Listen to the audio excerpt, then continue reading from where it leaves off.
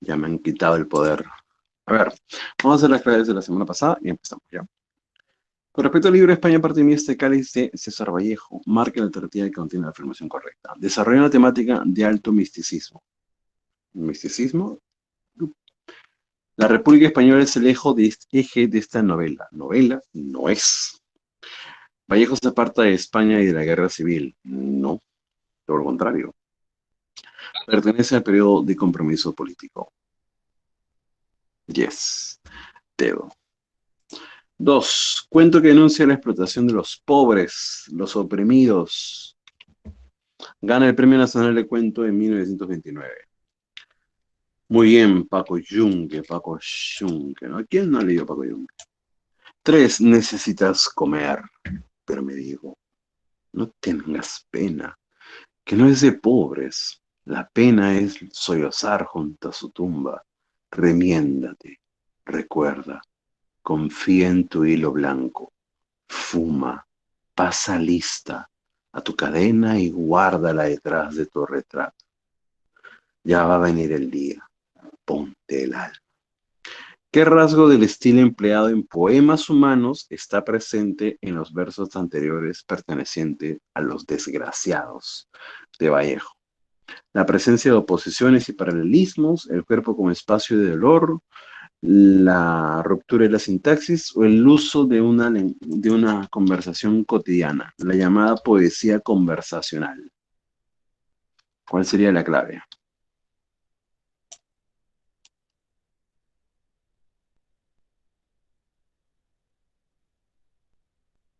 ¿Mm? Clave.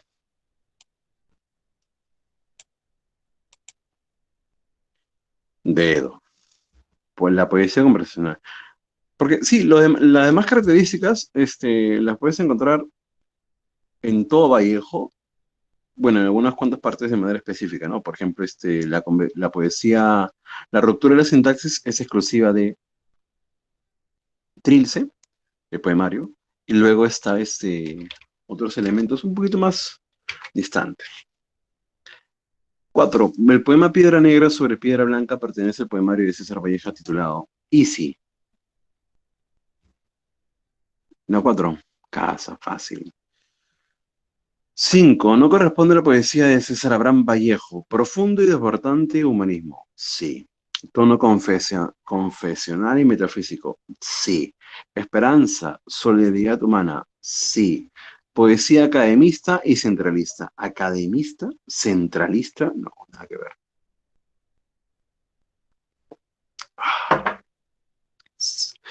Dedo. Seis. Hay hermanos, muchísimo que hacer. Se encuentran en el poema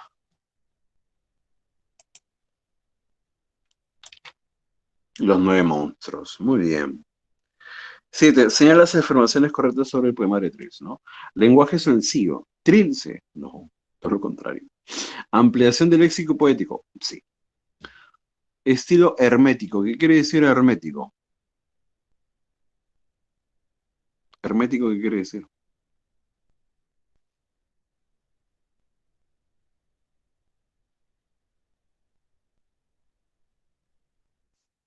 Cerrado, complejo, entrevestido, complicado, sí lo es.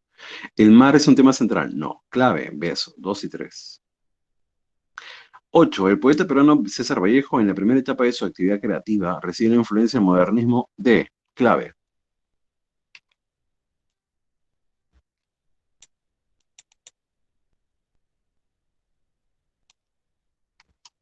¿Cuál es la clave?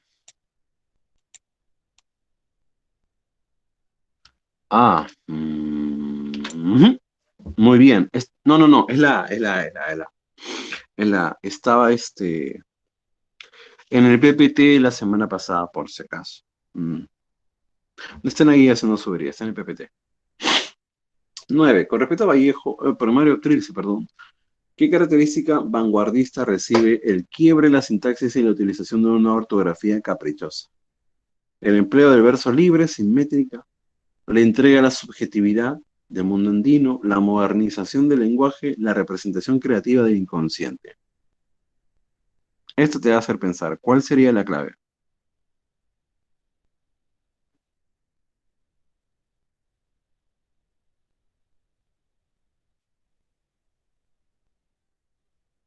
Valentina dice la A. ¿Otra opinión?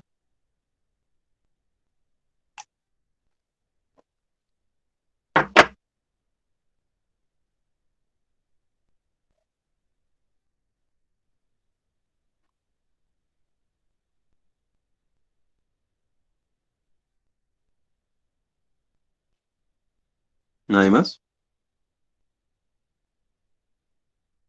La C.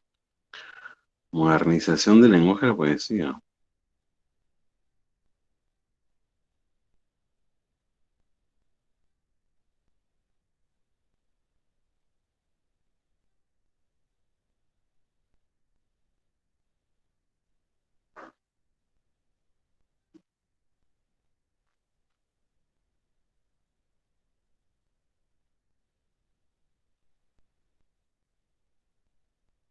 Un instante, ¿ah? Te voy a mostrar unos cuantos poemas de Trilce precisamente, ¿ah?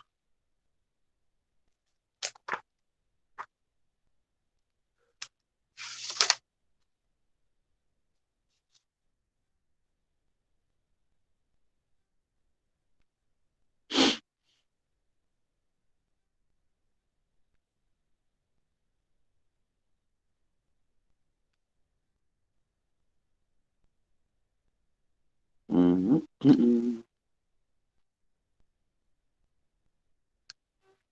Un momento que estoy buscando, perdón, la pantalla. Un instante, ¿eh?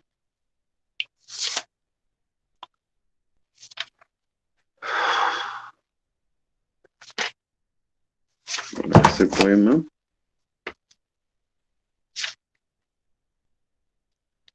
Igual.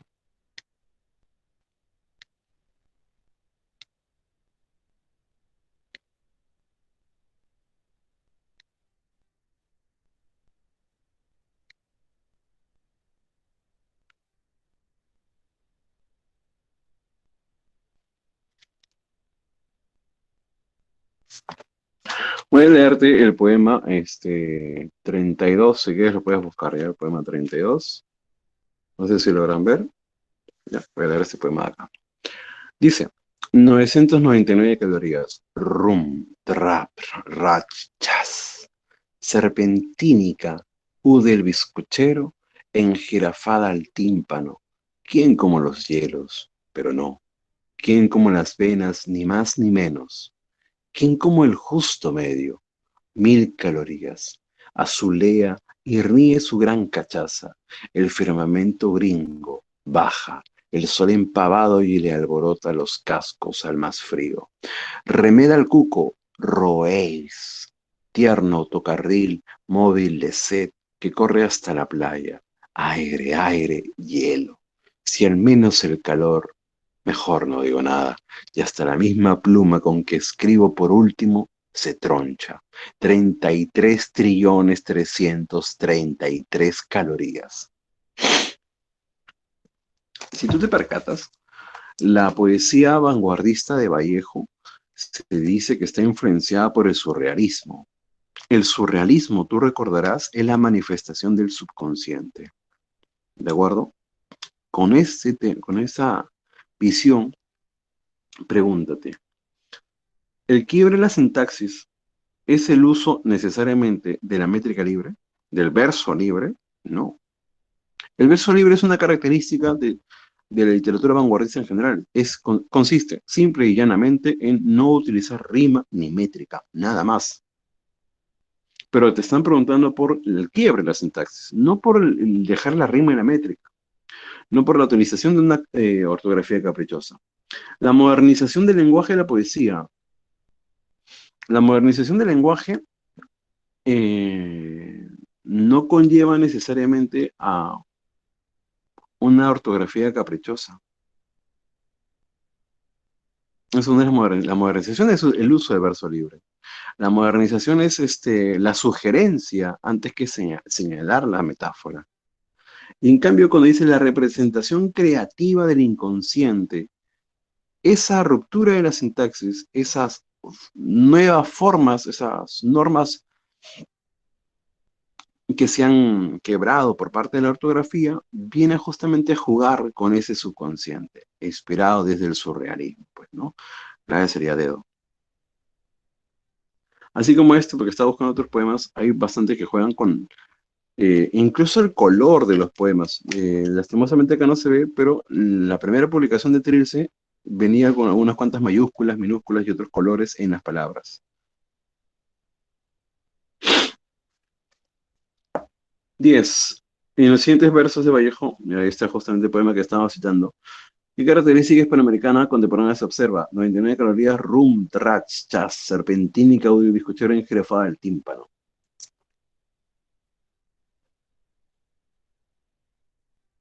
Clave.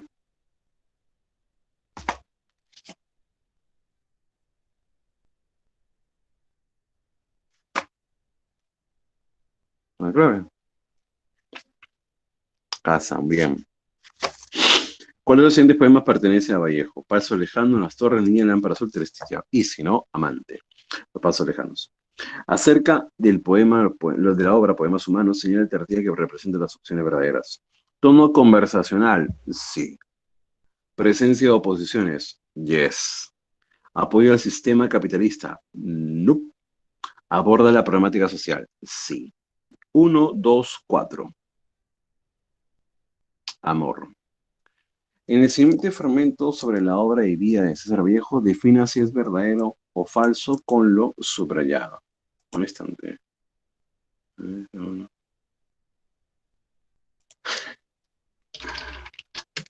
Chicos, una consulta. ¿Hoy es el día del abuelo?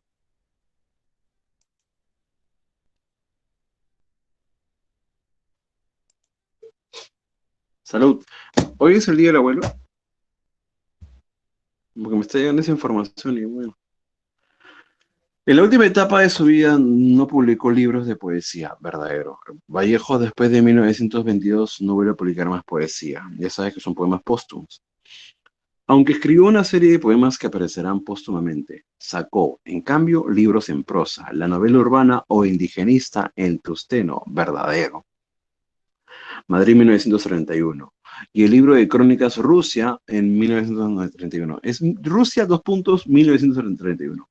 Por entonces escribió también su cuento más famoso, ojo, verdadero, verdadero. Escribió también su cuento más famoso, Paco Yunque, sí, en 1929, y después se publicaría.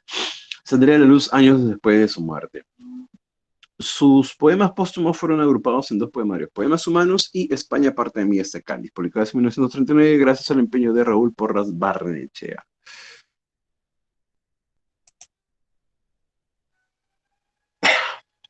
Verdadero, verdadero, verdadero. Amor. 14. Elija las afirmaciones correctas sobre los poemas humanos.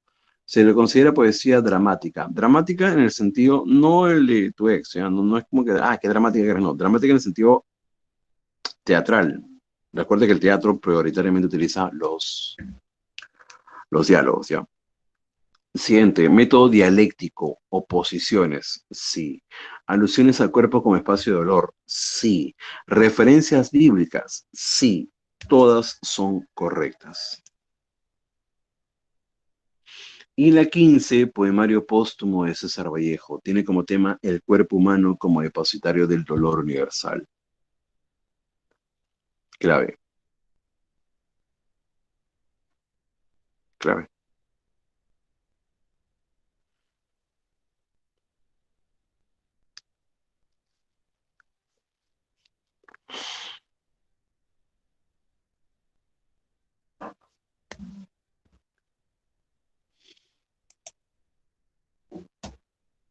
La A. Gracias por ser tan participativo. Vamos a ver el tema de la liada.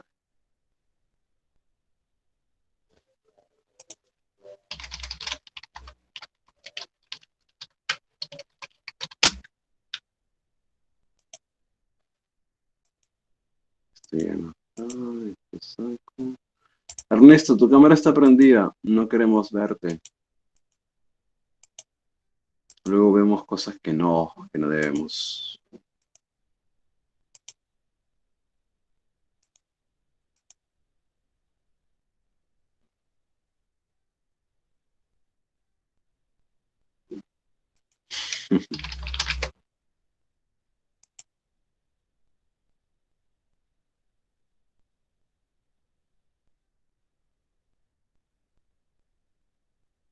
A ver,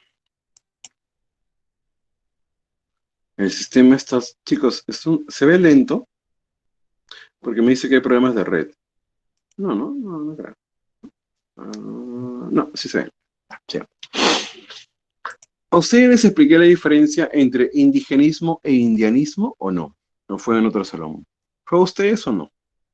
¿Ya saben la diferencia o no? Sí. Ya. A ver, Leo, vamos explicando. Contrario a la corriente indianista, que veía al indio como espectáculo, no es solamente como espectáculo, es más que nada es como un ser exótico, es como un ser, como un hermano menor, no tanto como un espectáculo. Como motivo de explotación literaria, surge el indigenismo revolucionario que ve al indio como problema.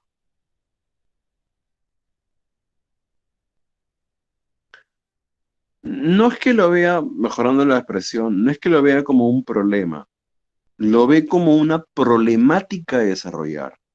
No el indio como problema, que eso suena mal, no. Se preocupa, se interesa por su propia problemática. Es una vertiente de la literatura hispanoamericana. Esto de acá es muy importante. En el año 2014, preguntó San Marcos en el examen de septiembre, recuerdo, eh, ¿cómo se llama era algo así, ¿ah? Estoy parafraseando. ¿Cómo se llama la corriente hispanoamericana que suscribe a Ciro Alegría? Pero era básicamente la corriente hispanoamericana. La respuesta que tú deberías saber, que la mayoría de personas sabe, era regionalismo. Pero regionalismo no estaba entre las claves. La clave estaba como criollismo.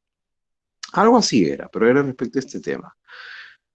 A ver, el regionalismo, que tú lo debes de recordar por este autor, por este chamo,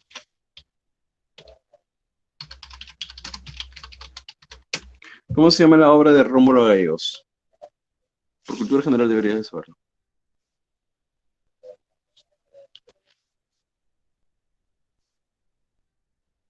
Muy bien, Ernesto, doña Bárbara. Publicada en los años 20. En los años 20, en estas décadas, es cuando se desarrolla el regionalismo. Ese regionalismo, perdón, ahí me confundí la letra ya. Este regionalismo también es llamado de la siguiente manera, mundo novismo. Este mundo novismo también es llamado de la siguiente manera, criollismo. ¿Vale? No confundir con el criollismo de Manuel Asensio Segura. Esto se da entre los años 20 y 30. ¿Cuál es el enfoque? Destacar lo autóctono, pero de cada región, ¿de acuerdo? Esto es lo que tienes que tomar en cuenta. Lo autóctono de cada región vendría a ser, por ejemplo, en Argentina, el habitante de las Pampas, en el caso de Colombia, el Parce. En el caso de Perú, Ecuador y Bolivia, es el habitante de los Andes, el indígena, el andino. Entonces, en esos tres países vas a tener esta corriente denominada indigenismo, que se preocupa, se enfoca en los elementos autóctonos de esta región, de esta cultura. Entonces, por primera vez se está enfocando en el indio y nace como una corriente hispanoamericana. Ahora, su exponente en esta década es en 1927 se publica la obra Cuentos Andinos, que pertenece al autor que en un momento vamos a ver, Enrique López Albuja, que uno de ustedes habrá escuchado ya. Este regionalismo, por si acaso, para hacer una comparativa con la literatura hispanoamericana, que ahí se ven unas cuantas diferencias, ¿ya? Por ejemplo, los autores como Ciro Alegría, como Enrique López Albújar, e incluso el mismo Arguedas, la mayoría de sus obras, recurren a una narrativa tradicional. E incluso, mira, hay algunos críticos que llegan a señalar este regionalismo como una especie de realismo regionalista. porque en realidad no está nada equivocado. En la literatura hispanoamericana, si tú recuerdas, tienes un romanticismo, pero no tienes un realismo. El realismo se ve abruptamente cortado, sesgado, no se desarrolla producto del modernismo de Rubén Darío, y el modernismo se desarrolla hasta la década del 20. Entonces, cuando aparece esta imagen del regionalismo, va a tener influencia de la narrativa tradicional, a diferencia, a contraposición de la narrativa que se daba en la vanguardia, que era la utilización de nuevas técnicas narrativas, monólogo interior, flashback, tiempo cíclico, todo ello que ya hemos hablado. ¿Qué implica, te refresco la memoria, la narrativa tradicional? Por ejemplo, un tiempo lineal. ¿Qué más? Un narrador, ¿qué tipo? Omnisciente. Entonces, perdón que esté separado y esté mal escrito, Entonces, estos son elementos de ese tipo de literatura hispanoamericana, la parte formal. Pero ya estaba a nivel latinoamericano la siguiente década interponiéndose lo que es la influencia de las técnicas narrativas y de ahí la nueva narrativa hispanoamericana. Definir si escritores como Ciro Alegría y José María Arguedas forman parte de la nueva narrativa hispanoamericana por una cuestión cronológica es bastante complicado. ¿Por qué? Porque por cronología sí, se da en el mismo rubro, pero por cuestiones técnicas, formales, estructurales, no, porque sus obras todavía son un poco tradicionales. Si bien Mario Vargas Llosa va a llegar a señalar que Ciro Alegría es un autor ya moderno, porque recurre a esa visión de cómo se da en El Quijote, una historia dentro de una historia, lo que llamaban las cajas chinas, sí es cierto, pero a nivel técnico no va a utilizar esas técnicas que van a utilizar los autores de la nueva narrativa hispanoamericana. Lo mismo ocurre con Arguedas. Entonces, hay ciertas limitaciones, pues por eso que ellos no los estudiamos en el rubro regionalista. Si bien son de la época, no tienen las mismas características, digamos. Es una vertiente literaria hispanoamericana inspirada en el mundo andino, claro, por lo señalado, ¿no? El mundo del autóctono de cada región. Si bien el tema del indio había sido tratado anteriormente en la literatura peruana con Clorinda Mate Turner, Manuel González Prada, y acá hagamos énfasis en el indigenismo, ¿ya? Ah, dice Mariano Melgar. Según José Carlos Mariate, Mariano Melgar es un precursor del indigenismo. Te pregunto a ti, por si alguna vez pregunto, ¿no? ¿Por qué Mariano Melgar sería un precursor del indigenismo? ¿Qué tiene de indigenista las obras de Mariano Melgar? Piensa y responde, por favor.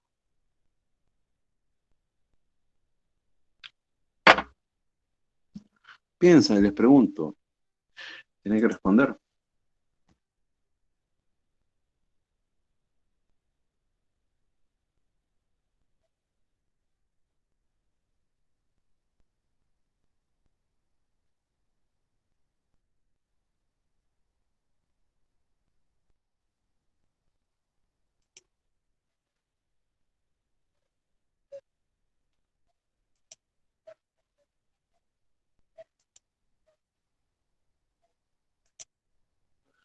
A ver, respondan, piensen.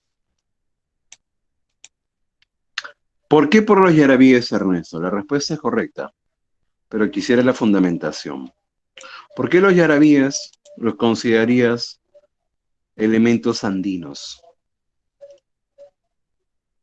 No es tan difícil la respuesta.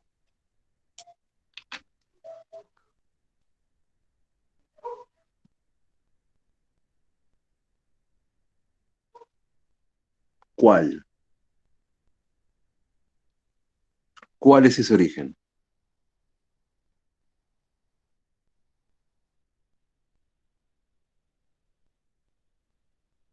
Los yarabíes tienen origen andino porque es una composición mestiza que toma en cuenta la elegía culta occidental y toma en cuenta el araui. andino, especie andina, específicamente andina. Entonces, cuando Mariano Melgar compone esta obra de la popularidad, perdón, la populosidad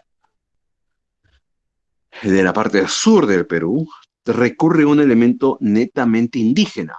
Vale. Sin embargo, y aquí viene el replanteamiento, ¿eso lo hace a él un autor que se preocupe por los elementos indígenas? No. La temática de Mariano Melgar es muy diferente. Sí, toma un elemento andino por primera vez, de acuerdo, vale, pero no es que él te hable del indio. Es una primera aparición, aproximamiento sobre estos elementos.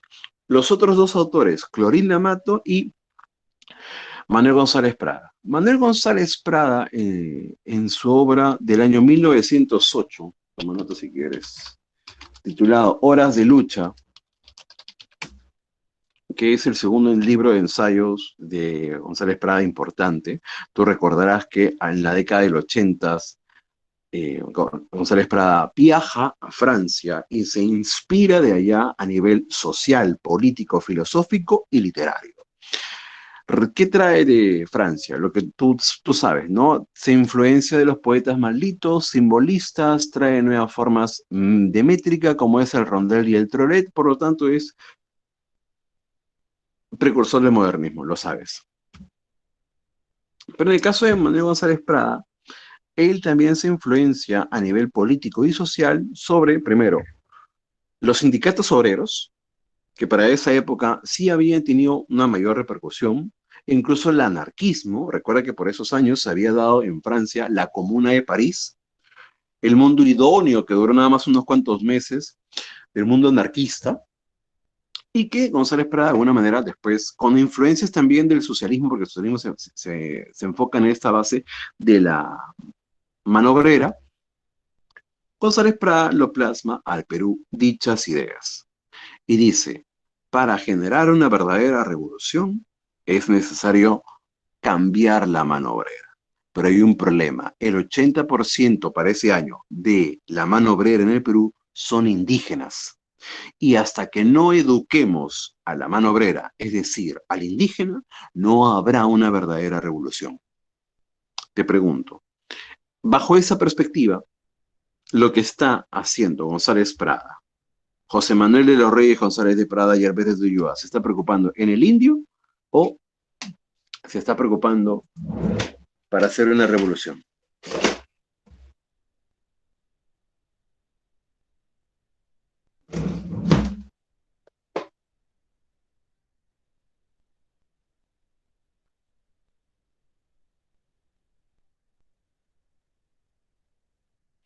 El indio es un medio para lograr su fin. No digo que esté mal, pero no es que se interese en el indio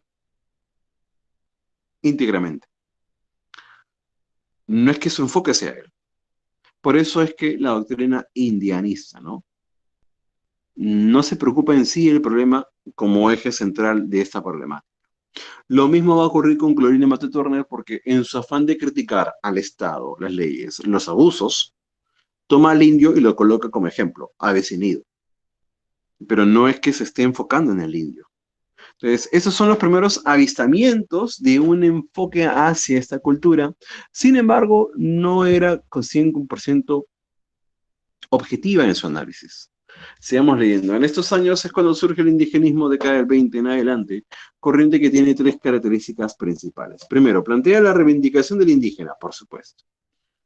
Es la reivindicación, la introducción del indio al ideal, al imaginario, a la identidad peruana que durante más de un siglo no se le había considerado. Tú sabes muy bien, lo hemos hablado al respecto, que el Perú, todo el siglo XIX, básicamente el Perú es Lima.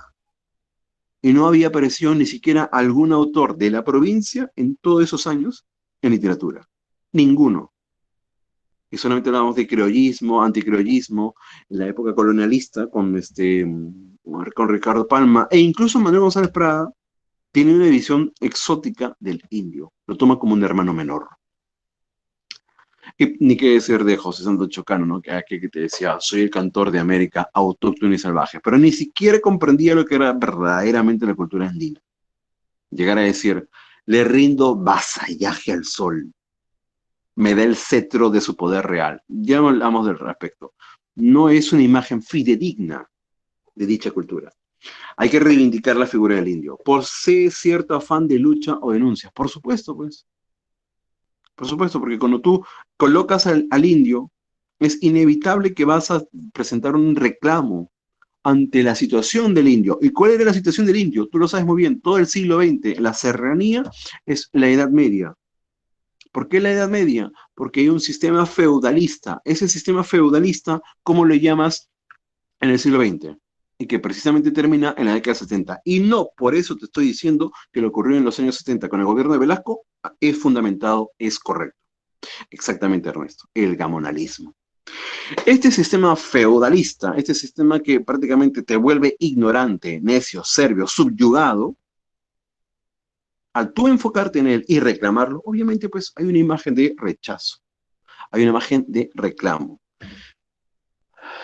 Hoy en día, cualquier persona que reclame bajo esta coyuntura política, ¿qué te van a decir? Resentido social. A ver, a ver si con ustedes puedo hablar al respecto. ¿Viste lo que el día jueves ocurrió en el Congreso? A ver, futuros jóvenes sanmarquinos. Vamos a ver, ¿ya? ¿Qué pasó en el Congreso el día jueves? Ya, Katy. Además, ¡ah, qué vergüenza! El voto de confianza, lo de Bellido. ¿Qué hizo Bellido?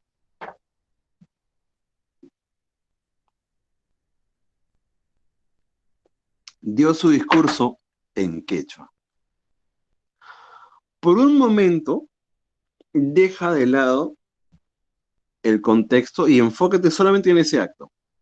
Supóngate que no se ha Bellido. Hablar en quechua como primer ministro, ¿te parece correcto, sí o no?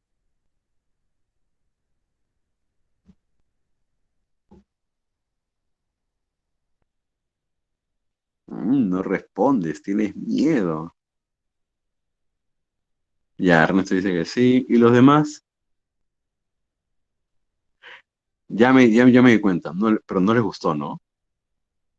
O sea, lo dice como que, sí, profesor, está bien, hay que hablar en quechua, sí. O sea, tú eres la típica persona que eres pseudomoralista cuando te conviene.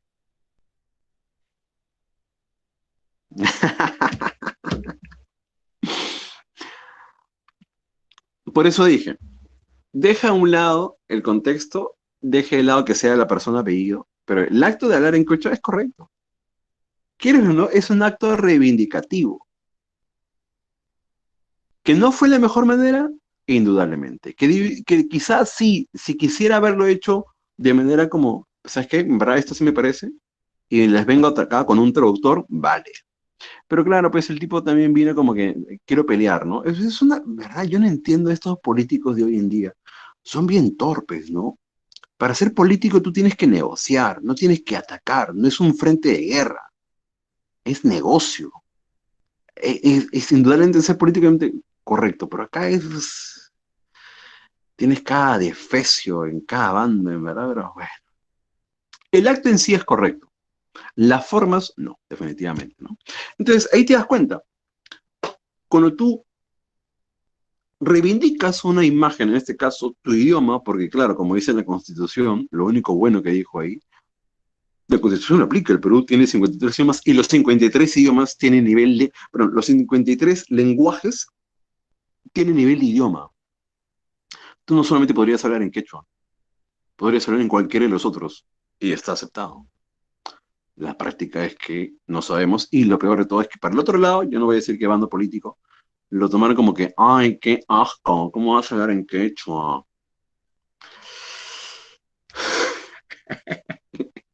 ¿Viste a la congresista del Callao? ¿Viste lo que dijo la congresista del Callao? ¡Qué vergüenza! Poco floro, pecados. ¡Qué vergüenza! ¿Cómo vas a decir así en el Congreso? Mejor méteme a mi Congreso. Poco floro. ¿Qué es eso? Búsquenlo, por favor. Es un mate de risa. Qué nivel, qué nivel, qué nivel. Sigo. Niega las formas románticas e idealistas de la literatura anterior en la que el indio aparecía como un ser exótico, pintoresco, eso sí es correcto.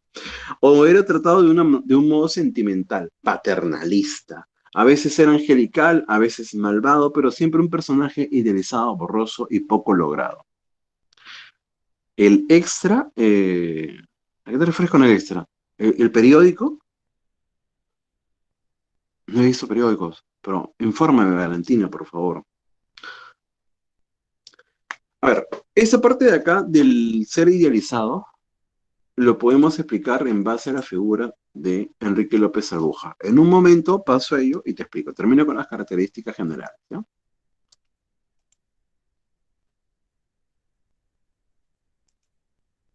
Expresa desde adentro, desde el propio mundo narrado, una proximidad con el habitante de la sierra. Conoce sus cercanas costumbres, cultura y lenguaje por allá. Vale. Primero te presento a Enrique López Albuja.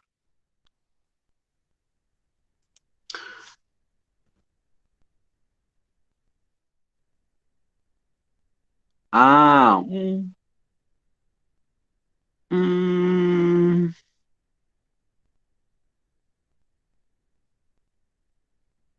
no tanto así. A ver, mira. Te cuento primero los cuentos.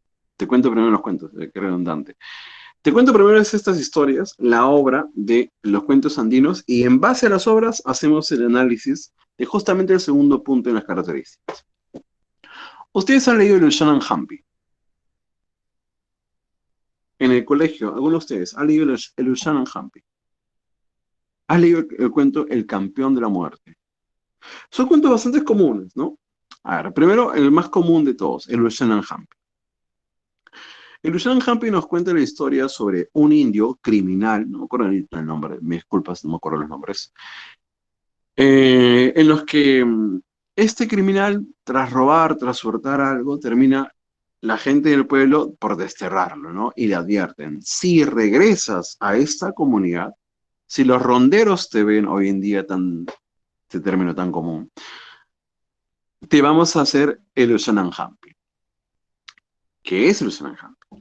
Pasado un mes, este indio regresa pues en la noche a escondidas a la casa de su madre y mientras está tomando la sopa se da cuenta que vienen a buscarlo, ¿no? Sí, lo habían visto los ronderos y él intenta escapar. Pero este es un indio criminal cruel, desalmado, que en su camino se escapa, mata a uno, mata a un rondero, mata a otro rondero y se esconde en una iglesia. Se va con su escopeta donde está el campanario de la iglesia y allí empieza a disparar a todas las personas que se le aproximaban. El tipo tiene una visión, pa, pa, va a matar. Es alucinante. Es peor que, ¿te acuerdas el francotirador que estaba en la película Rescatando al Soldado Ryan? Ya, peor que ese tipo, así, al ojo nomás con su escopeta, pa, pa, pa, va matando a varios. Como la gente del pueblo tiene miedo a aproximarse, uno de los ronderos le dice, está bien, le dice el nombre, Cholo tal, no me acuerdo el nombre. Basta, por favor, de matarnos. Te vamos a dejar ir. Pero por favor, retírate de nuestras tierras y te prometemos que te vamos a dejar libre. El criminal un momento duda, pero dice, bueno, pues no tengo nada que perder. Baja. Y cuando baja y supuestamente ya lo iban a dejar libre, ese rondero lo agarra. El indio es tan sanguinario que le arranca la lengua con su cuchillo, pero aún así, todos los demás hombres vienen, lo agarran, él trata de escaparse, le tiran pedradas y finalmente lo hacen caer, lo agarran. Y le dan el castigo de los Hampi. ¿Qué es el Hampi? Lo descuartizan. De golpe a golpe jalan sus extremidades hasta finalmente sacarle las piernas, los brazos, todo, y lo cuelgan en la puerta de la casa de la madre. Lo que quedó de él, que solamente era la cabeza y el esternón, el pecho, lo dejaron ahí colgando para que quede como una lección ante toda la comunidad. Su madre se queda desahuciada llorando, pero era el castigo del Hampi, el último castigo, ¿no? Cruel, cruel. El otro cuento, El campeón de la muerte. En el campeón de la muerte se nos cuenta la historia de un bandolero mañoso que rapta a una niña de 14 años y el padre de esta niña empieza a buscar a su hija. La gente del pueblo le dice, oye, yo he visto a tu hija con... Perdón un instante. Ya.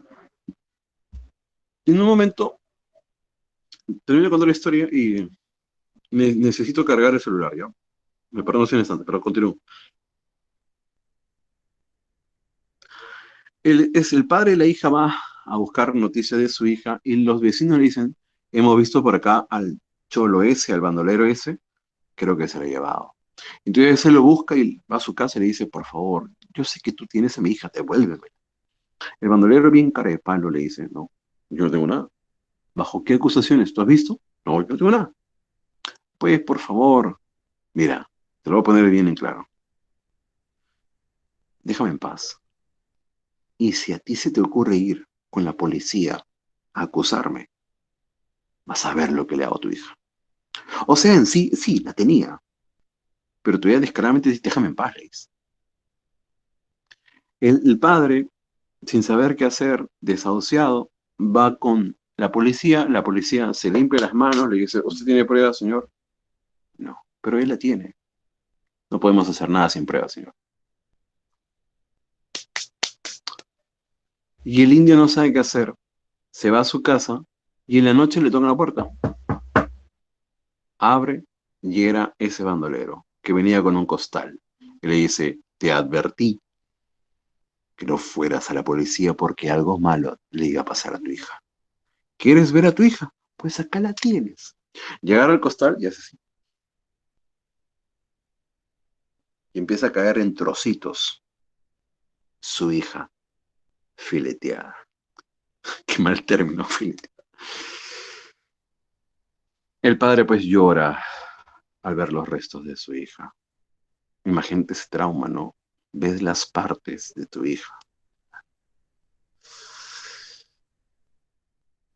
El padre quería venganza.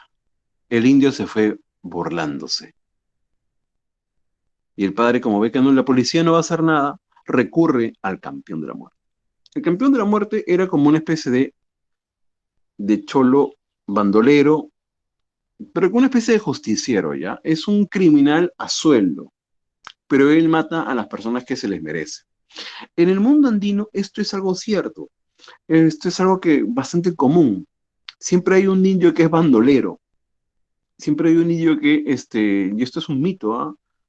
Siempre hay personas de cada pueblito que tienen un nombre en los que una especie de Robin Hood, roba a los ricos para los pobres, no roba a los pobres.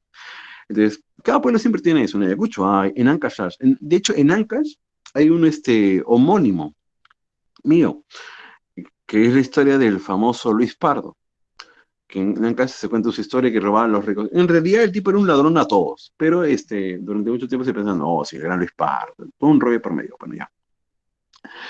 Eh, este campeón de la muerte vivía en la cúspide de un cerro junto con su esposa y el padre va con él y dice, por favor, me han matado a mi hija, quiero venganza para mi hija. Ya, de acuerdo, pero ¿quién ha sido? El bandolero tal, no, ese indio es mañoso. Ese indio no me lo puedo enfrentar así nomás. Lo voy a matar, pero te va a costar más caro. Lo que sea, pero tráeme por favor una prueba de que lo has matado. De acuerdo. A tu casa nomás.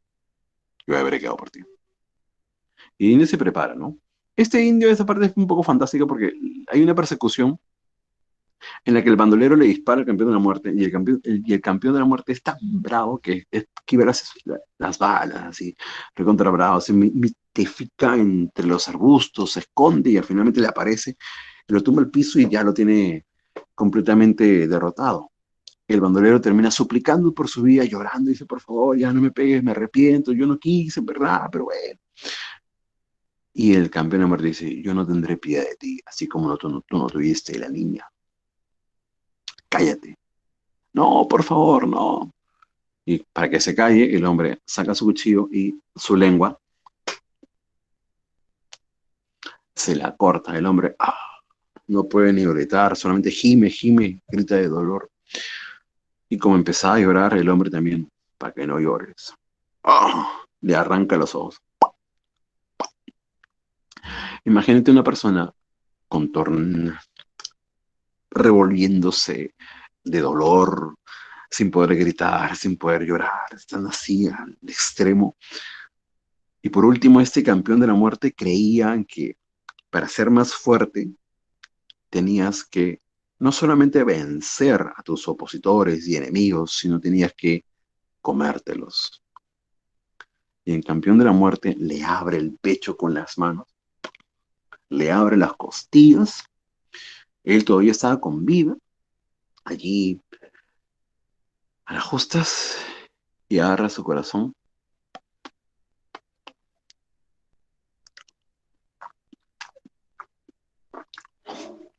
y se lo come en su cara.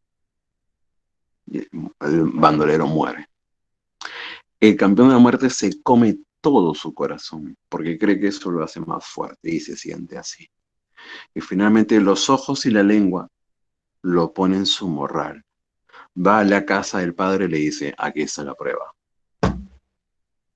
Los ojos y la lengua de ese desgraciado. Mi paga. Y el campeón de la muerte se retira como un héroe hacia la punta del cerro. Paja, ¿no? Si te gustan los anticuchos, ya sabes lo que estás comiendo, ¿no? Estás de nuevo fuerte. Mentira. Ahora, esa historia es sanguinaria. Ambas historias son sanguinarias. Es como decirte, que así son los indios. ¿Realmente? ¿Así han sido? No. No. Hay historia que sí, los chancas sacaban el pellejo de sus enemigos y ponían el pellejo de su estómago como tambores. Ya, bueno. Pero una que otro tribu. Pero no todo, pues, ¿no? Acá no. Acá nos presentan a un indio, como decían, idealizado, vengativo, revanchista. Entonces, hay un poco de fantasía. Si bien la imagen que nos da Enrique López Albújar en sus dos obras, porque él tiene dos obras ya, la primera de 1927, Cuentos Andinos, y después, en la década del 30, si mal no recuerdo, tiene su otra obra que se llama Nuevos Cuentos Andinos, sí, muy original de su parte. Pero en sus cuentos se retrata de forma fantasiosa, revanchista, la figura del indígena. Sin embargo, si bien no es del todo objetiva, al menos ya está posicionando al indio como eje central de sus historias, de su literatura. El indio como tema ya está presente. Luego tú puedes señalar que él tiene una novela muy conocida que es Matalaché, que es ganador del Premio Nacional de Novela de 1951, gana el premio Copé para esa época. Pero Matalaché, por su caso, no es indigenista, porque Matalaché trata la temática sobre el mundo, sobre una mulata sacalagua, ¿ya? En una hacienda del norte de la costa. Pero Matalaché, repito, no es una novela indigenista como tal, porque es más que nada la historia de los negros, la cultura de los negros, ¿ya? Es más que nada con él los cuentos andinos. Dejándolo a Enrique López Albújar, ya podemos pasar a este señor. Pero dame un instante que voy a ir colocando la... Dame un instante, por favor.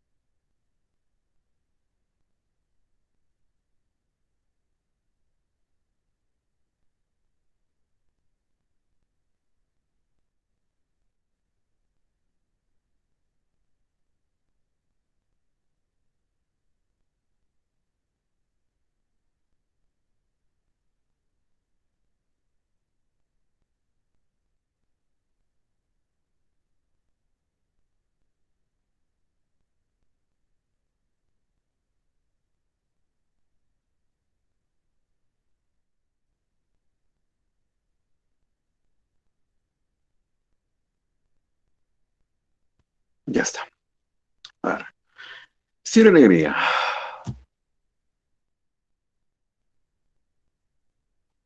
Para ya hablar de los escritores como Ciro Alegría y José María Arguedas, tienes que tener en cuenta dos posibles clasificaciones. Primero, en una cuestión regional, ¿ya? Ciro Alegría viene a representar al indio desde la perspectiva de la zona norte del Perú, la Sierra Norte, ¿no? Cajamarca, San Martín, Piura y la parte de Lambayeque y Trujillo, ¿no? Recuerda que él también pertenece al Grupo Norte.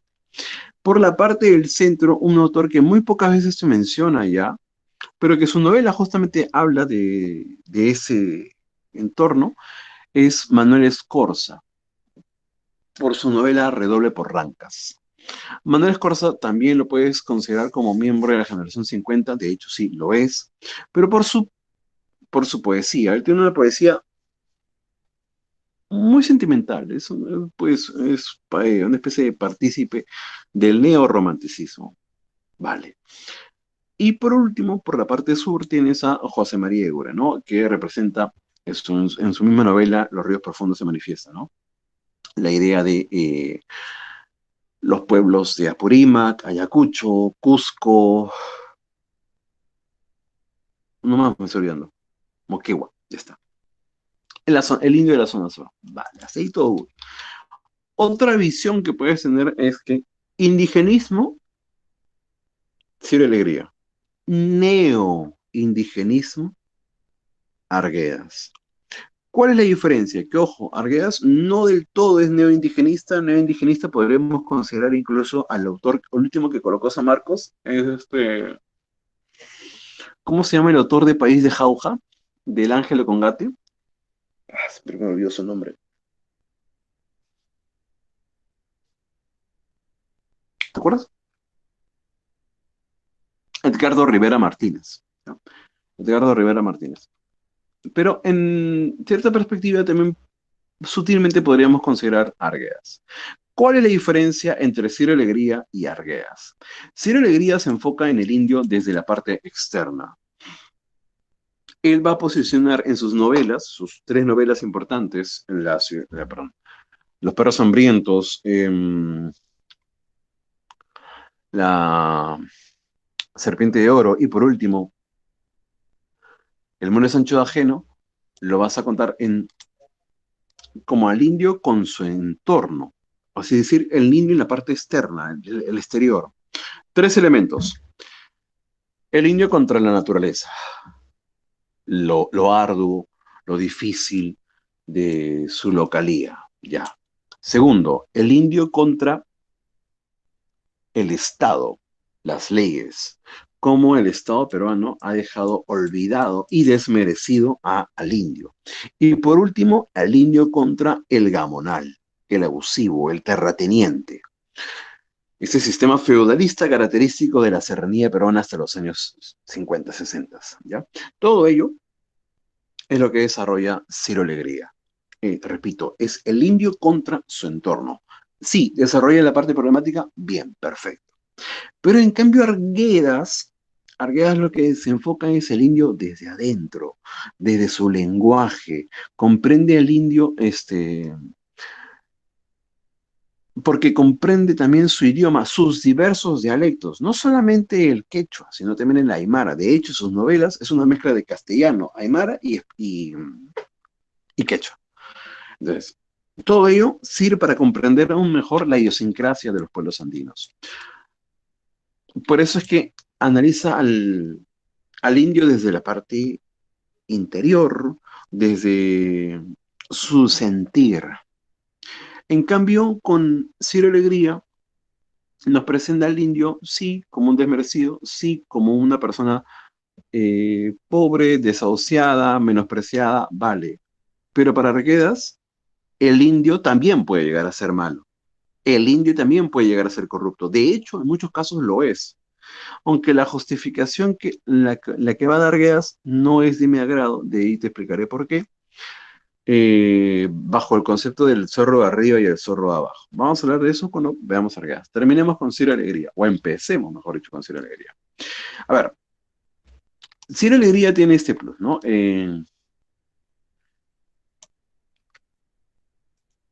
Sus novelas, las tres que están viendo ahí, son ganadoras de premios internacionales. Él, desde joven, perteneció al Grupo Norte. En el Grupo Norte fue amigo íntimo de Víctor Raúl Laya de la Torre. De hecho, él llega a ser congresista por parte del APRA, lo cual después terminaría generándose una especie de persecución contra los apristas en la década del 30, lo cual lo haría salir del país. ¿Quién gobernó el país en esos años? ¿Benavides?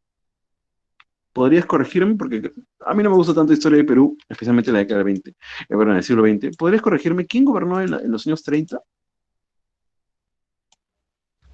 Sánchez Cerro, no, no.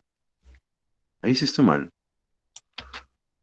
Y si yo estoy mal y tú no me dices, por favor. ¿Sánchez Cerro? ¿Benavides? Los dos, estaba correcto. Creo que es Sánchez Cerro el que inicia esta persecución. Él se iría a Chile, donde escribiría sus obras. Se ganaría los premios con cada una de ellas, y es un premio latinoamericano con El Mundo de Sancho Ángel. Gracias, Valentina. Ahora, obra representa al indígena de la zona norte, se evidencia la modificación del dialecto de los personajes que esa es la frase, intenta reproducir el habla de los indios, lo logra, sí, por momentos, la versión coloquial de esa habla, sí, se reproduce, pero es en español, no es el habla tal cual de los indios. Eso sí lo logra Arguedas. Desarrolla la configuración de las comunidades andinas en la lucha, temas el indio versus la naturaleza indudable, versus el hombre poderoso, el gamonal. Exiliados, una de las ganas distinciones, premios en el extranjero. ¿Sí? Hablamos del mundo de Sancho Ajeno, que es la obra que a ti te piden, ¿ya? Breve.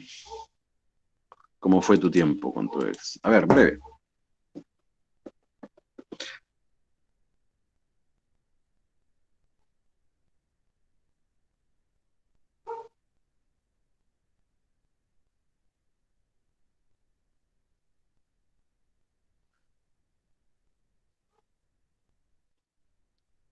En el primer capítulo se nos presenta al protagonista de la primera parte de esta novela, que es el alcalde de la comunidad de Rumi, Rosendo Maki, ¿no? No es un alcalde que se caracteriza por ser una persona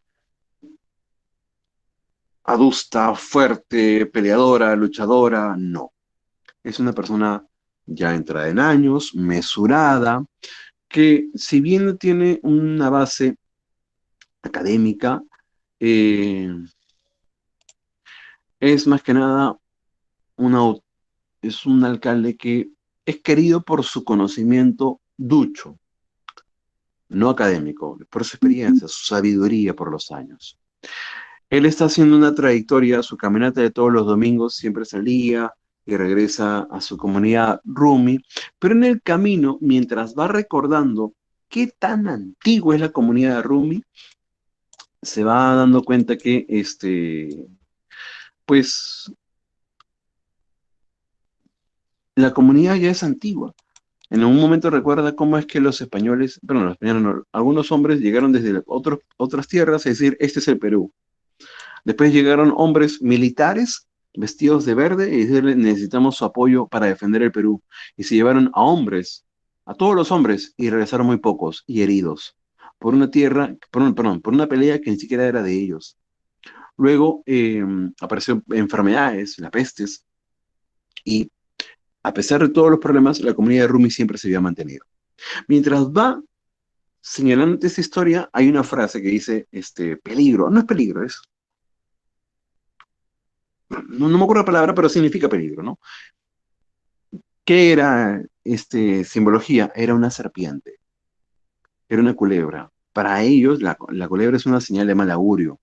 Y cuando Rosendo Maki finalmente llega en ese primer capítulo a su comunidad, se da cuenta con una terrible sorpresa. Su mujer se había muerto. F. Rosendo Maki termina, pues, ya en el segundo capítulo presentando la alabanza a su ex mujer, Llegan muchas personas a darle el pésame, personas de otros pueblos, allegados, hacendados de otra familia, pero el alcalde a fin de cuentas. Pero al final llega también Rosendo, no, perdón, llega Álvaro Amenábar. Recuerda el nombre de Álvaro Amenábar porque es el terrateniente de esta historia, es el personaje antagonista de la novela. Álvaro Amenábar le dice a Rosendo: Lamento mucho tu pérdida, pero también te tengo que decir algo. Esas tierras donde estás justamente ahorita dando la despedida a tu esposa, me pertenece. Tengo los papeles que compran eso y me gustaría, por favor, que se retiren de mis tierras. Rosendo Maki en verdad no lo entiende porque dice: ¿cómo es posible si estas tierras siempre nos han pertenecido a nosotros? Es imposible que te pertenezcan. No puede haber tal error, yo tengo los papeles. Rosendo ahora, junta a la comunidad dice: ¿pero cómo es posible? Esto es una estafa. Y se presentan los papeles, Rosendo dice: no, es nuestra tierra, entonces, ¿qué es lo que les queda hacer? Presentarse ante el juez. Y se preparan a eso, van y hablan con el abogado Bismar Ruiz, y el abogado le dice: ¿pero ustedes tienen los papeles que pueden corroborar que estas tierras son suyas? Sí, le muestra a Rosendo. Entonces no hay ningún problema, le dice. Iremos a juicio, presentaré esos papeles y el asunto solucionado. Es algo protocolar, simple. Pero para yo empezar a trabajar, necesito pues mi, mis honorarios. Si no, no puedo trabajar. Ya. ¿Cuánto es? 500 nuevos soles para empezar a trabajar. La comunidad es tan pobre que no llega ni a tener, ni el alcalde mismo llega a tener esa cantidad. Bueno, ¿qué hacer? No importa, se hace una junta entre todo el pueblo y eh, van trabajando.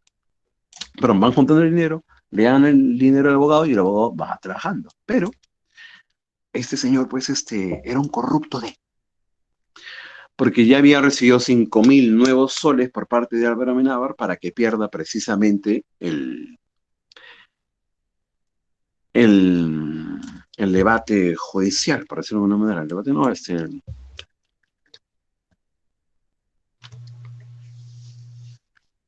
al final se da el juicio y Bismarck Ruiz pierde a propósito. La gente le reclama, pero le dice: no, no puedo hacer nada, lo cual estaba comprado.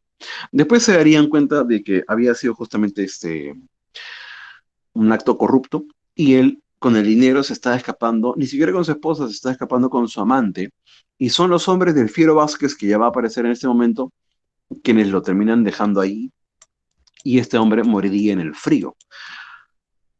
El Fiero Vázquez es un bandolero, pero bueno, de lo que te decía justamente hace un momento, y le dice: oye, Rosendo, no te preocupes, puedes tú apelar esto. ¿Qué cosa es apelar? Mire la ignorancia de Rosendo.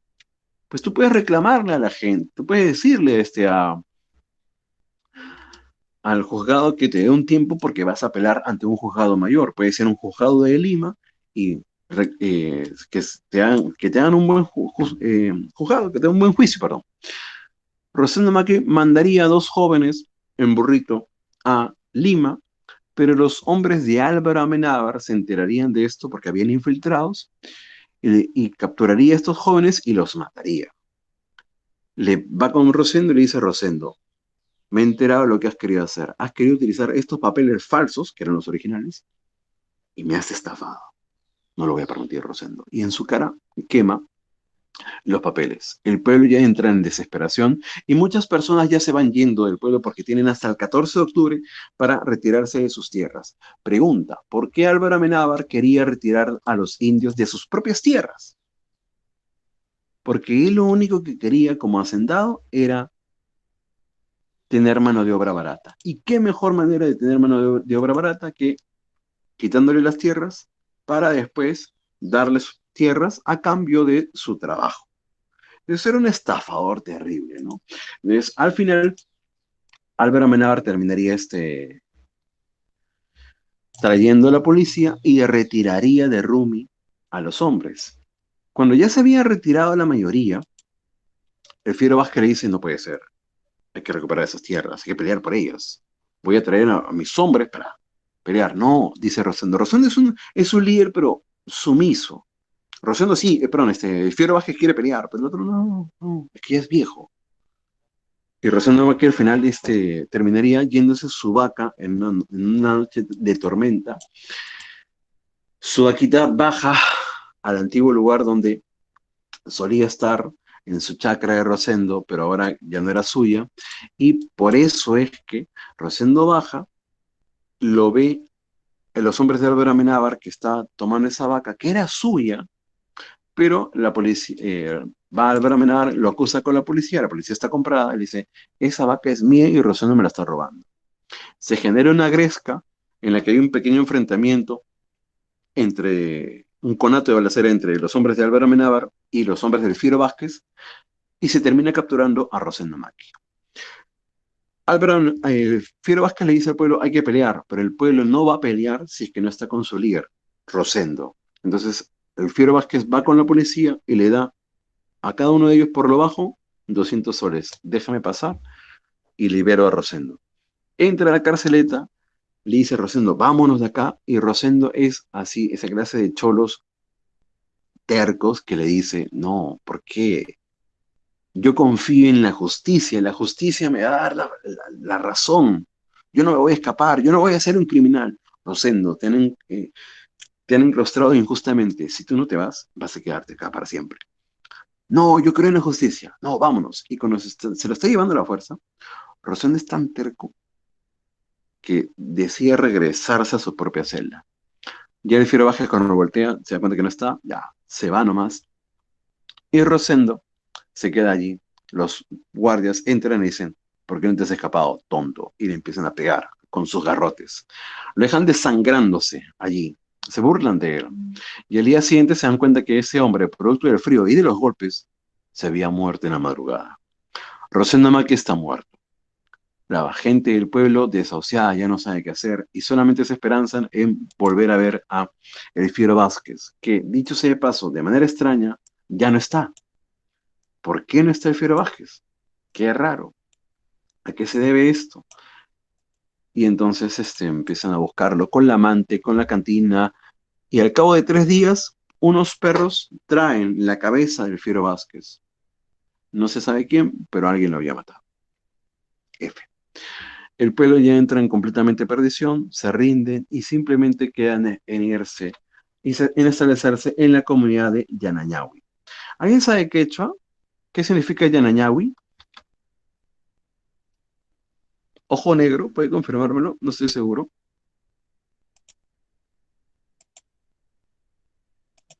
Nadie sabe. ¿Ustedes saben quechua? Por favor, chicos, deberían de saber, lo mínimo. Pero ya bueno, Rosendo al final, Rosendo no, Rosendo ya estaba muerto. Pasan 3 años y aparece un personaje que ya se nos había presentado, pero que no se nos dice, que es el hijo adoptivo de Rosendo Maki, que es Benito Castro. Exactamente, el que sería el segundo alcalde, ¿no? ¿Por qué te digo que ya no se nos había presentado? En la novela, en el transcurso de esta tragedia de la comunidad Rumi, se intercalan historias de personajes que aparentemente no tienen relación con los sucesos que se están relatando, y es que precisamente se nos está presentando personajes que van a aparecer después. O personajes que dices, oye, pero esta es la historia de un personaje muy, muy secundario, pero que sutilmente allí hay un personaje que va a ser después un detonante en la obra, así como, como se nos presenta el Fiero Vázquez, así como se nos presenta las costumbres de los gamonales, y el mismo también Benito Castro. Benito Castro había sido adoptado a los 16 años por eh, Rosendo, con su esposa, lo habían creado y después él se había ido a conocer el mundo, a culturizarse y había visto en todas las haciendas que siempre estas personas, especialmente los costeños, abusaban de los indios. Él regresa, se encuentra con la sorpresa de su padre muerto, de acuerdo, lo acepta, y hace poco a poco resurgir a la comunidad de Yanayao. Tienen un golpe de suerte porque encuentran una pequeña mina que empiezan a trabajar. Pero ante este momento de progreso, aparentemente progreso, ya habían pasado 3 años, vuelve a aparecer Álvaro Amenábar y Álvaro Amenábar le dice, Benito, lo lamento, pero lo que le dije a tu padre, estas tierras me pertenecen y este papel lo demuestra. Benito Castro, que ya está harto de estos abusos, no pierde el tiempo en discutir, simplemente se arma porque ya sabe lo que va a venir. El poco dinero que tiene arma a algunos cuantos hombres, se quedan en defender, pero Álvaro Amenábar es tan astuto que viendo esto, porque incluso siguen habiendo personas corruptas, viendo esto, no solamente trae en esta ocasión a la policía de su favor, no solamente trae a otros bandoleros a su favor, sino también llega a traer hasta el mismo ejército. Y el ejército trae dos nuevas armas, las metralletas, que van a borrar del mapa a todas las personas que se enfrentaron a ellos, entre ellos a Benito Castro. Y finalmente todo el pueblo de la comunidad de Rumi y de Ñanayahui habían sido expropiadas sus tierras y simplemente se retiraron, haciendo esta idea la relación del título, que es el mundo es ancho donde quiera que tú vayas, pero ajeno. Siempre habrá una persona que es dueño de esas tierras y te va a explotar. Es una historia terrible, pues tristísima. Y lo peor de todo es que hasta cierto punto es real. Representa muy bien la parte de la vida oprimida que han tenido los indios en la zona norte y en general durante toda esa época gamonalista, ¿no? Ahora pasemos a José María Arguedas, ya casi nos vamos a quedar un momento. ¿Cuántos de ustedes son de la provincia? Porque siempre, bajo este nuevo formato, siempre hay alumnos que son de otras provincias de la serranía, ¿ya? Shade, ¿qué más? ¿Qué más? Debe haber más, siempre estamos hablando de más. Katy, ¿ya? ¿Qué más? ¿No hay más? Centímetros, vamos. Jorge, Miriam, ya. Pregunta a ustedes, sus profesores de letras, si es que han tenido literatura, ¿qué les han dicho de Arguedas? ¿Qué les han hecho sentir, saber de Arguedas?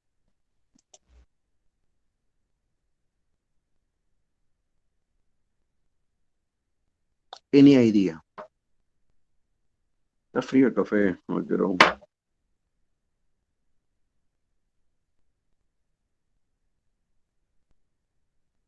Ya, alguna idea. A ver, para ustedes, ¿quién es más grande? Ya casi vamos a generar un poco de debate. ¿Quién es más grande, Arguedas o Mario Vargas Llosa? Es una pregunta dura,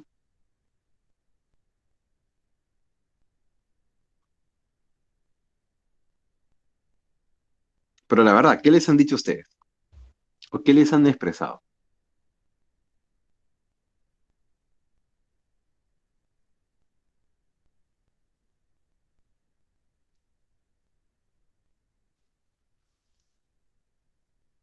Arguedas.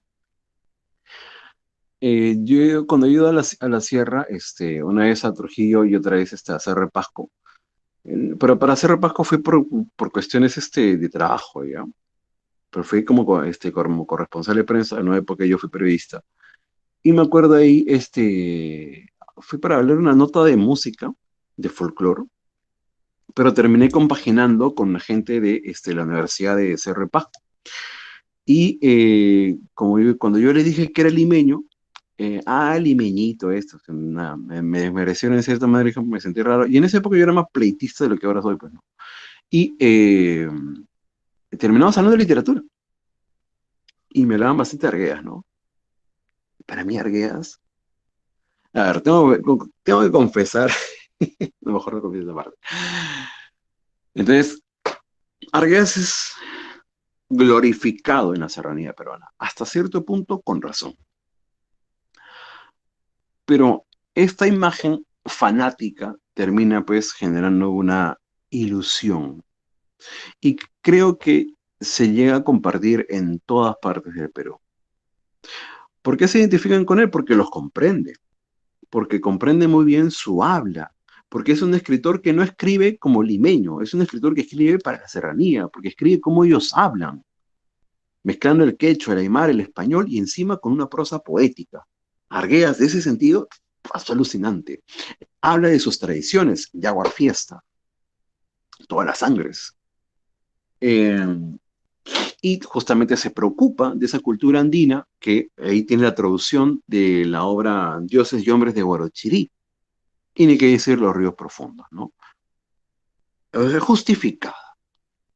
Sin embargo, eh, es parte de mito, la imagen que ha generado Arguedas. Y ya no solamente para la provincia, porque incluso ya todos ustedes, los limeños y todos los provincianos también, nos han dicho, un profesor nos ha dicho, Arguedas primero empezó hablando quechua, porque su madrastra lo oprimía, lo castigaba, y él fue abusado hasta por su hermanastro, no lo quería.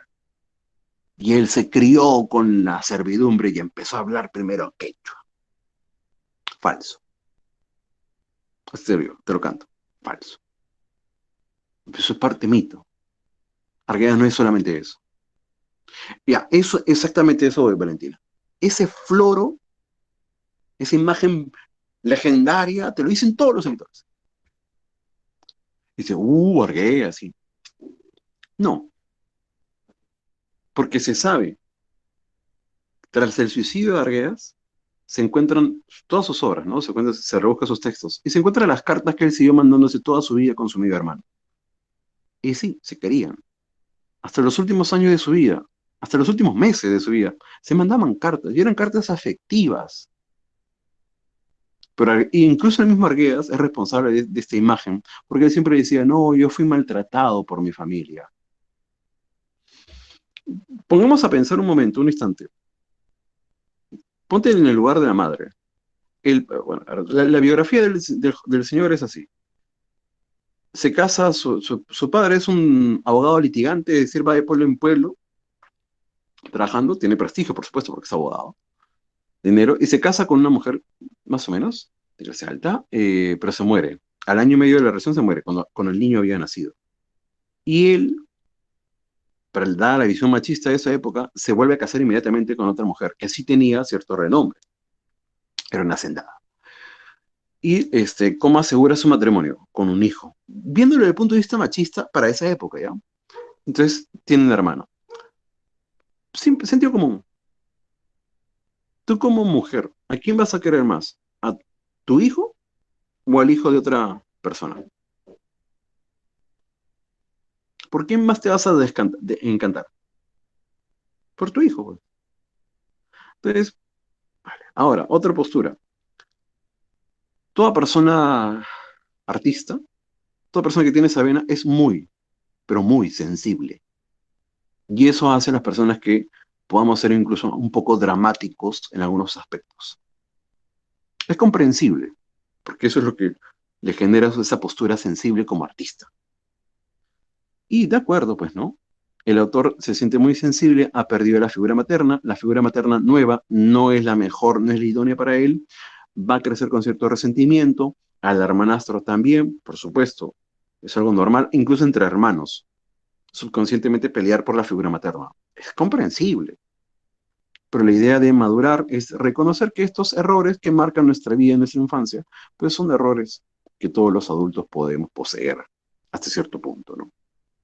Después el padre, a los 10, 12 años, ya se lo empieza a llevar por todos los pueblos del sur, eso lo cuenta en los ríos profundos, que él llega a conocer hasta 200 pueblos de toda la serranía peruana. Y de ahí conoce muy bien su folclore, su idiosincrasia. Y es por eso que después él sería conocido como, y es lo que estudia, el etnólogo de la novela. Vale, perfecto. Hasta ahí te han dicho esa historia. Pero repito, Arguedas es una persona que, dada la, dado el proceso de aculturización y de sincretismo cultural, Arguedas asume bastante la moralidad cristiana y eso lo plasma en sus obras. Te pongo un ejemplo.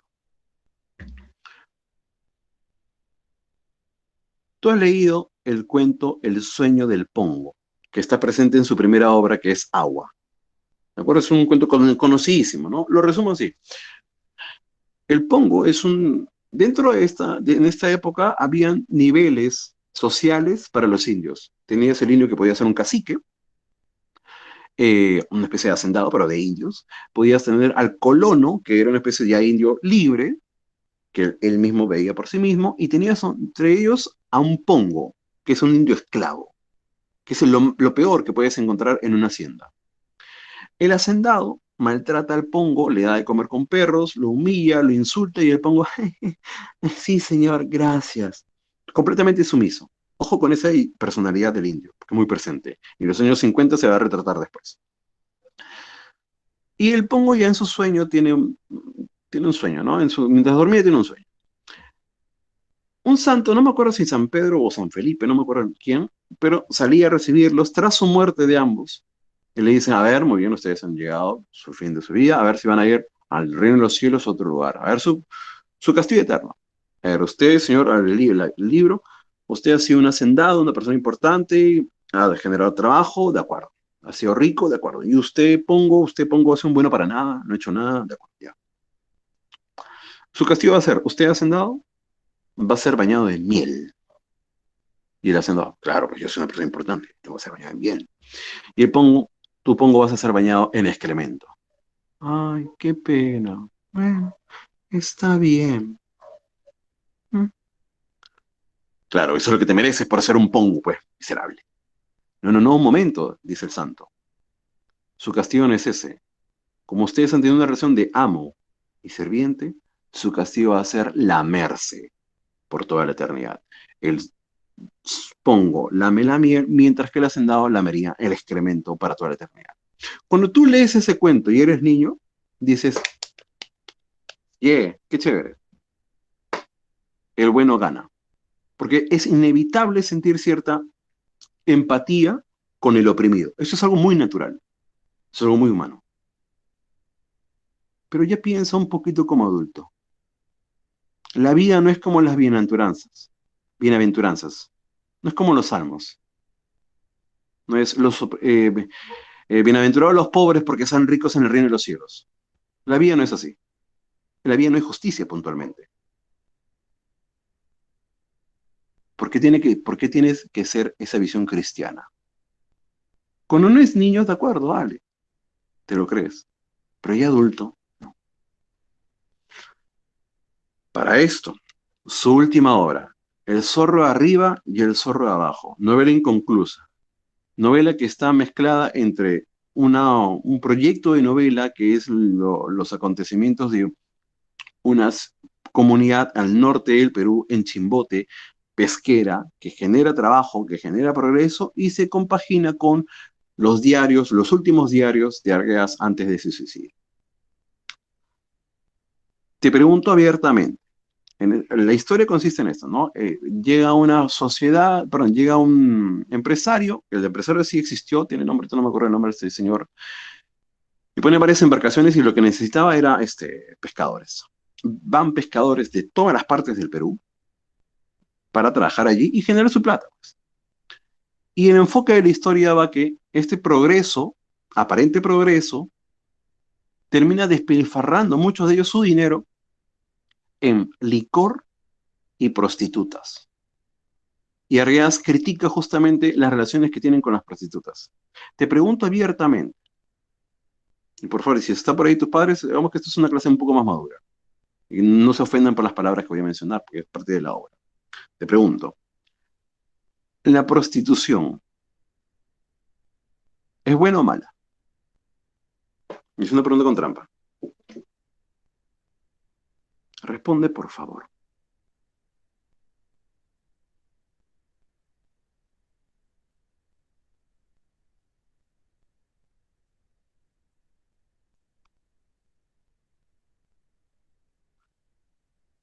Socialmente hablando,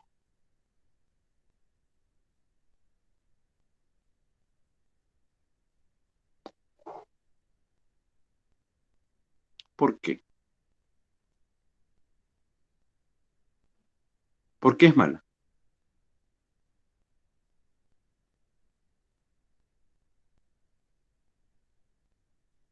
¿Te parece mal que exista la prostitución? Ya. Eso no es socialmente hablando, eso es moralmente hablando. Tú puedes criticar desde una moralidad, desde una postura religiosa, cristiana, occidental, moralista. La prostitución es mala. De acuerdo. Pero socialmente hablando, no. Porque la prostitución es sinónimo de progreso. Porque justamente esos trabajadores, como es normal en cualquier trabajador, después de una semana de trabajo, buscan un desfogue. Eso es normal en el ser humano. Algunos, claro, no es lo idóneo, por supuesto, no es lo idóneo, no estoy justificando ese sentido, no es lo idóneo, pero es como tú que gastas en skin para Free Fire. Es un despilfarro, es un derroche de dinero, pero todos lo hacemos. Como el tío que se pone a beber, después el fulbito, el fulbazo, lo que tú quieras, pero es sinónimo de progreso. Claro, exacto. Hay un excedente y por lo tanto me permito, porque para seguir ese ritmo laboral, tengo que relajarme de alguna manera. Tú dime lo que tú quieras. Moralmente no es buena, por supuesto, no es lo ideal. Dime lo que tú quieras. Pero Argueda se enfoca con eso señalando.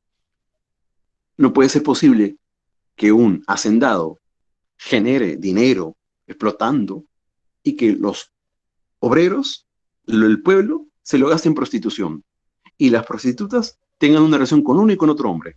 Ya, de acuerdo, desde un punto de vista moral, de acuerdo, te lo creo. Pero desde un punto social económico, no. En toda sociedad de progreso a lo largo de la historia siempre había una prostitución. Y es sinónimo de ese desarrollo. Eso es innegable en la historia. Entonces, ¿a qué voy con todo esto? La visión que tiene Arguedas es demasiado moralista y solamente lo señala cuando le conviene. ¿Y sabes lo peor? Que él va a criticar a la gente de la costa que ha generado la corrupción en la gente de la sierra.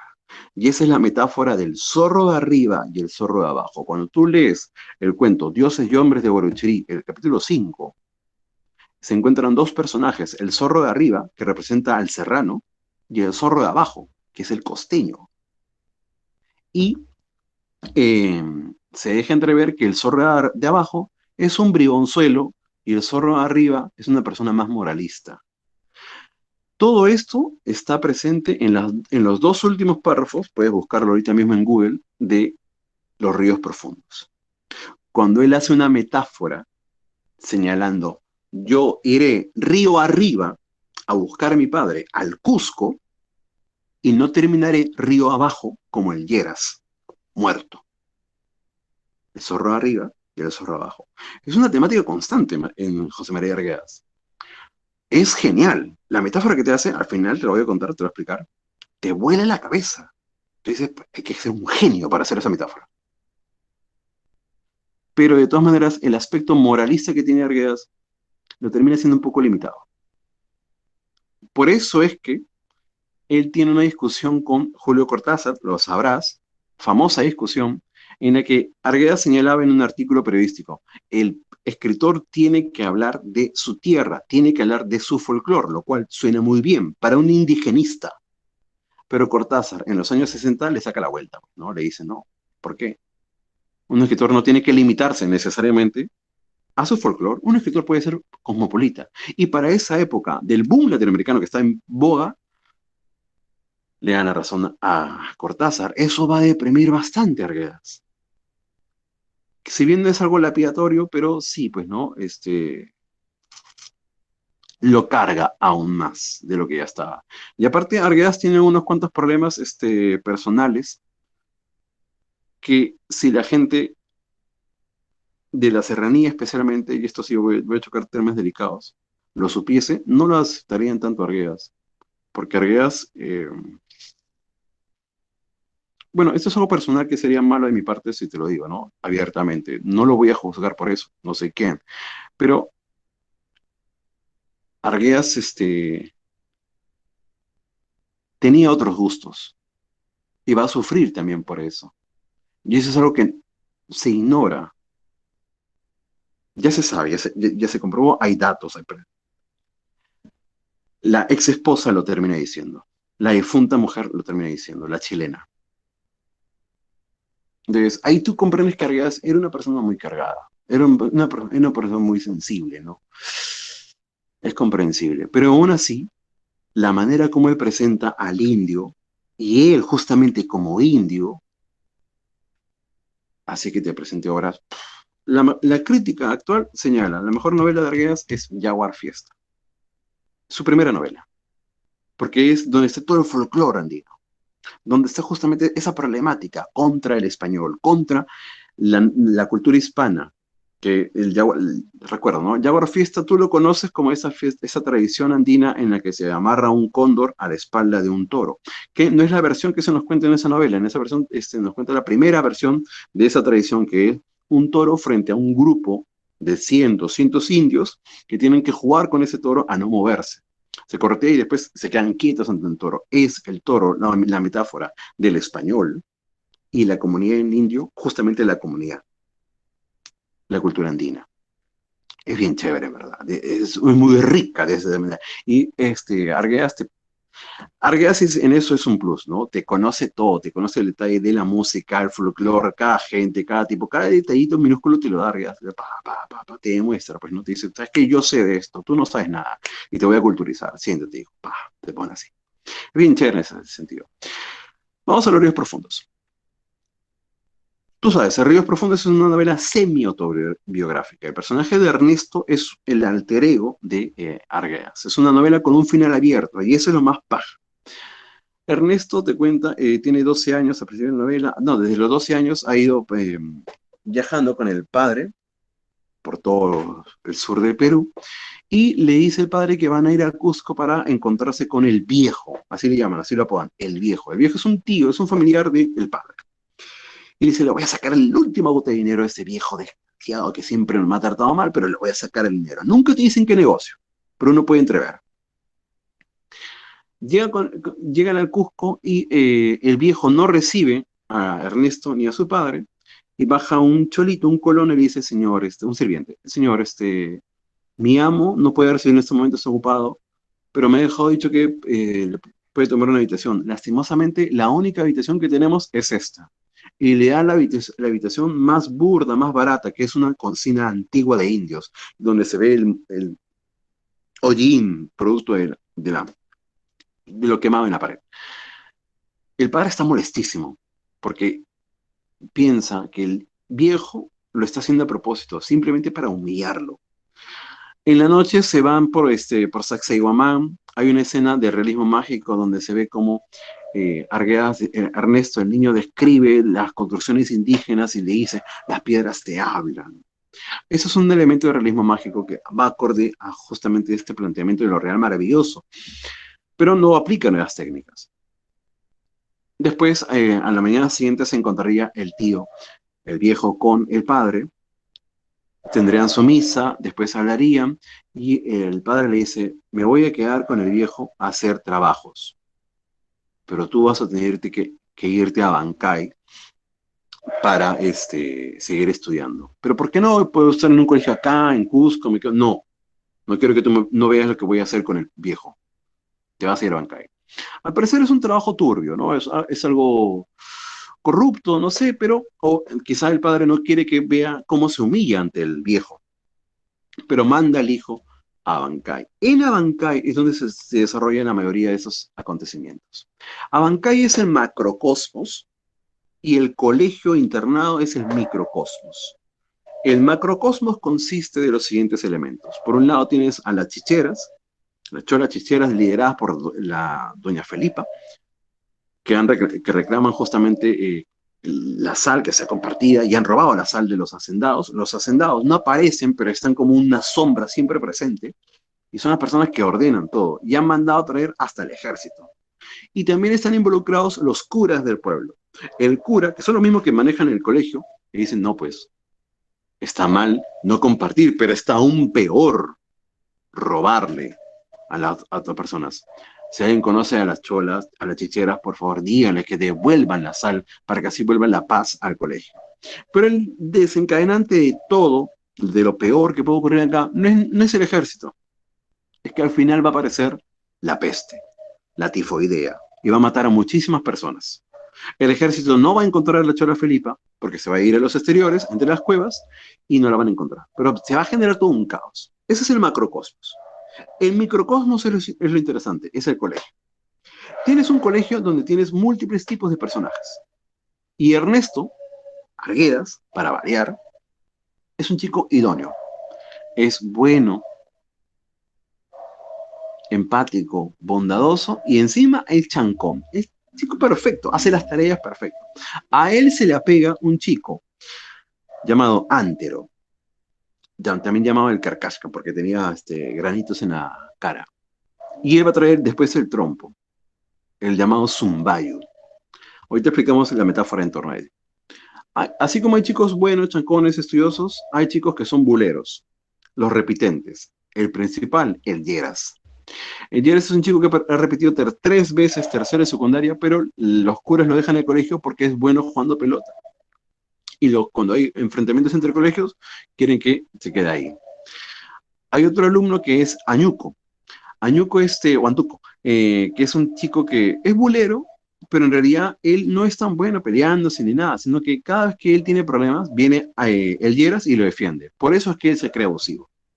Hay otros personajes medios enfermos, como es, por ejemplo, y digo enfermos en el sentido sexual, depravados, que es el peluca. El peluca no es que tenga el pelo largo, sino que el peluca se le llama así porque es el hijo del peluquero.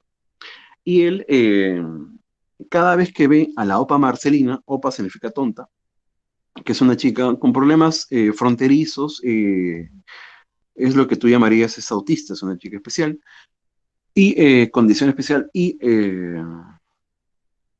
bueno, pues esta gente, hay que decirlo, ¿no? Tiene la libido más elevada, y el peluca se aprovecha, la lleva a la fuerza al baño, y en el baño da rienda suelta a sus bajos instintos. Lo peor es que los demás alumnos van a ver esto y también van a recurrir a lo mismo. Y los curas solamente detienen esta faena cuando empiezan las clases y al no ver a los alumnos en el salón, van y toman la OPA Marcelina y obligan a los alumnos a regresar. Pero en sí no hay castigo. Es algo truculento.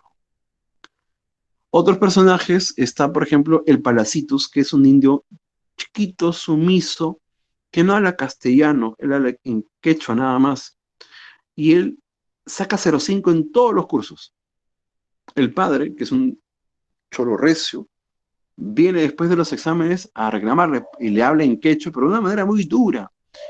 Y le dice prácticamente, ¿por qué sacas 5? ¿Por qué eres bueno para nada? ¿Por qué eres un tonto? Y lo que el padre ignora es que, claro, pues el pobre chico no tiene ni 5 meses en el colegio, no habla español y no entiende nada, pues. Por eso que el chico se siente impotente y siempre llora. Y, para variar, quien lo apoya es Ernesto, ¿no? Arguedas. Toda esta situación caótica entre los indios, entre los colegiales, se detiene cuando Antero trae al colegio el zumbayo, el trompo. Y cuando van jugando con el trompo, hay un momento de paz, de armonía, cuasi mágico. Zumbayo es una palabra que hace referencia al zumbido del lugar de origen de los ríos. Zzz. Cuando los ríos caen por una catarata, zzz, hace algo similar.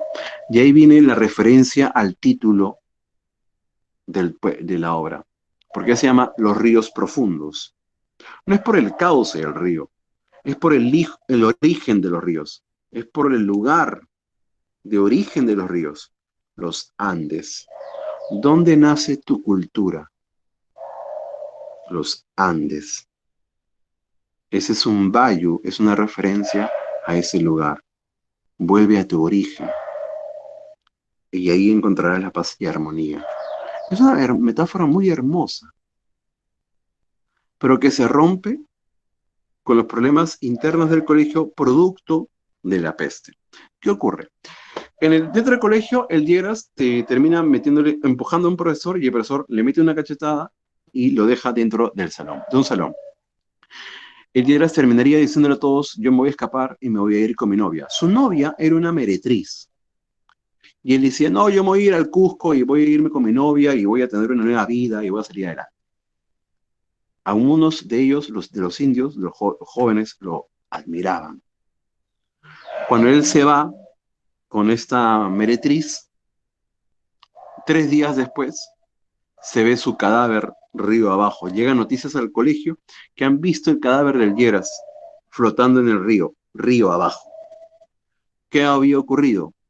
Tú sabes que una meretriz, una prostituta, tiene un proxeneta, ¿no? Y este proxeneta terminó matando al Lleras. Y la mujer volvió a ser vista en su prostíbulo. Entonces la gente al final como que se terminó burlando del Lleras. Cuando sea la peste, el caos viene al colegio, aparecería justamente la OPA Marcelina como esta mujer, como una contagiada, se la dejan encerrada en un salón para que muera prácticamente, nadie la ve. Y ahí hay un detalle escondido. ¿Por qué la OPA Marcelina termina termina teniendo la peste de la tifoidea? ¿Quién la contagió? Si es que ella no salía, si nadie del colegio salía, si ninguno de los alumnos salía, ¿quiénes sí salían del colegio? Los curas. No se dice nada al respecto. Ahí sí Arguedas no señala nada, es un dato escondido nada más. Finalmente, ya pues date cuenta, ¿no? Eso lo puedes deducir fácilmente. El niño bueno, idóneo, el niño perfecto, Ernesto, va con con la OPA Marcelina y ve cómo está, ve su estado. Los curas lo ven, se asustan por él, lo sacan de allí, lo ponen en cuarentena en otro salón, pasa una semana y como no manifiesta ningún síntoma, ya lo dejan suelto, libre. Y ahí viene el desenlace de la novela. Todo el pueblo es un caos. El ejército buscando a las chicheras, no las encuentran, la gente muere, se cae en plena calle, producto de la peste, y en el colegio ya la peste ha llegado, hay temor. Ernesto le dice al cura que por favor lo deje volver con su padre, porque él quiere estar pues allá más seguro, que puede encargarse, puede salir. El padre le dice, en primera instancia no, pero después como ve que Ernesto es un chico responsable, bueno, ya se va. Y al final de la historia, Ernesto termina haciendo esa comparación. Yo miré río arriba hacia el Cusco, donde decía, ¿te acuerdas del Zumbayo? Al origen de nuestra cultura, río arriba, al Cusco, y no terminaré río abajo como el Lleras, muerto hacia la costa. Los ríos profundos. Me voy hacia arriba, no hacia abajo, la costa.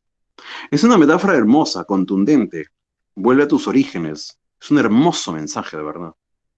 Pero hay cierta moralidad de por medio. En base a esos conceptos que te estaba relatando al principio, de desacorde a Arguedas. No se puede quitar esa parte, esa esencia moralista en él. Muy bien, señores y señores. Hasta aquí la clase del día de hoy. ¿De acuerdo? Ya me cansé de hablar también, ya no tengo más garganta, estoy medio enfermo. ¿Basta? ¿Nadie tiene alguna pregunta? Ustedes son tan parlanchines a veces. Muy bien, señores y señores. Buen fin de semana a todos ustedes. Gracias a ustedes también. Chacito.